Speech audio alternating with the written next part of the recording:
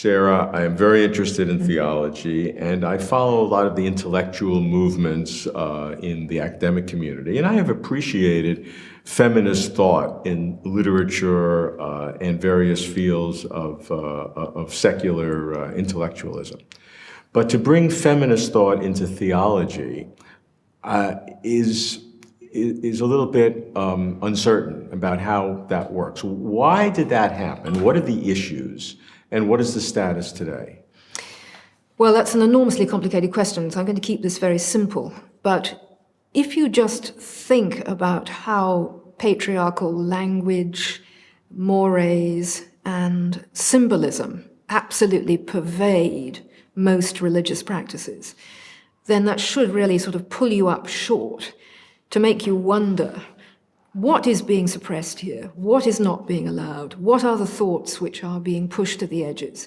And I find that if people really don't believe that this is a problem, rather than approaching the issue with a kind of felt-tip pen where you have to sort of black out patriarchal language, which I find myself actually not very productive, try looking at some of the great Christian art of how God has been portrayed, and particularly how the Trinity has been portrayed. And it's absolutely dripping with fantastically interesting social constructions about the relations between families, between the relations of men and women, of the Virgin and the Father, and so on and so forth. And it's impossible to come away from the history of Christian art denying that there is a sort of patriarchal symbolism deep at the heart of the Christian faith, even if you can go on denying that in relationship, say, to the Bible, which it's hard to do. The answer for me, however, is not simply to, as it were, banish certain forms of speech or practice, as if you could dispose of the problem simply by repressing it. This seems to me astonishingly dangerous and very, very naive. Nor is it the answer to sprinkle in and stir some, possibly stereotypical feminine stuff that will somehow be said to be compensatory. We've seen various moves of this sort. The answer for me actually is that this is a much more profound problem for us all, which is the deep problem of idolatry. Because even if women can, as it were, get their own back by making sure that there are women priests and bishops and that the symbolism of the Mass is changed and the language is changed, the underlying problem that underwrote the difficulty of patriarchalism is still lurking. And that's the problem of idolatry.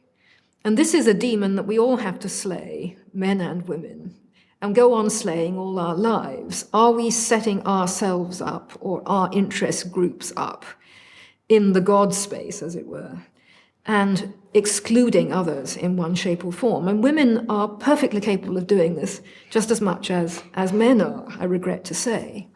So for me, the fundamental issue of feminist theology, although it's shot through issues of language, the status of women in the churches, questions of visual symbolism and of liturgy, is about how our desires are mobilized through prayer, liturgy, and performance, and how they can be progressively removed from false forms of idolatry. That's the root issue for me. How do you see the fact that Christianity has no monopoly on male patriarchal dominance? If you look at every single religion that I know in the world in terms of its traditions, male dominance is a prime characteristic. That's right. Is that just a product of human cultural evolution that pervades? That would just indicate that religion in general is just part of human culture. Well, religion as such is part of human culture. The really interesting question is, where's God here? Yeah. Is there an antecedent to religion that is founded on some fundamental reality? And the more we see it as part of human culture, the more that ultimate reality becomes tenuous. Why more tenuous? Well, it has less independent substance if we can show its cultural development. So just as one factoid, if every religious group that we see has this male dominance, and some sooner than others begin to ameliorate that, that just shows that religion is following normal cultural trajectories and is just like political states or corporations or cultural events, and it's nothing special.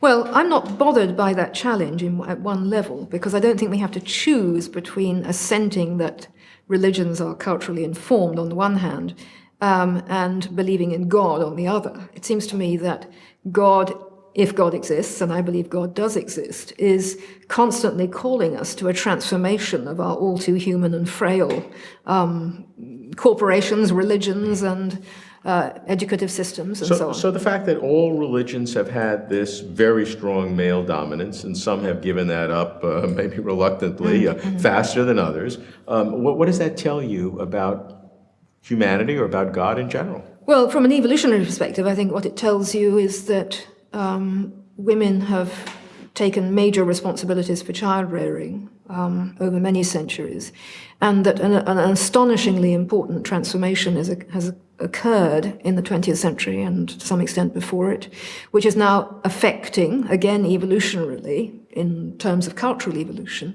all our institutions, and religious ones included.